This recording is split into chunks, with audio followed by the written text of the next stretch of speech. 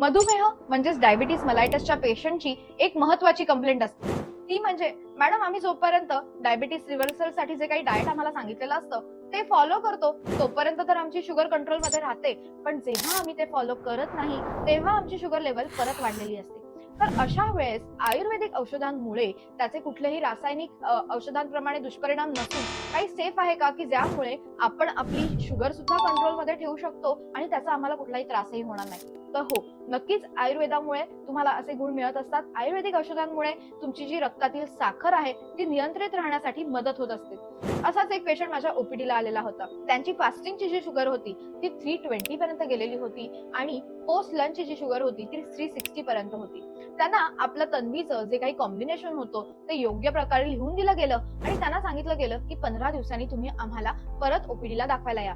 15 दिवसांनी जेव्हा ते आले तर त्यांची शुगर लेवल नक्कीच कमी झालेली होती आणि ते खूप खुश होते, कारण का त्यांना वाटलं नव्हतं की 15 दिवसात त्यांना एवढा फरक पडेल. तेव्हाच ते येऊन मला म्हणाले सुद्धा की मॅडम आता याबरोबर आहार नक्की कसा घ्यावा याचं सुद्धा तुम्ही मार्गदर्शन आम्हाला करा. तुम्हाला सुद्धा डायबिटीस किंवा मधुमेहासाठी योग्य ते मार्गदर्शन हवं असेल तर जरूर कमेंट मध्ये डायबिटीस असं कमेंट करा.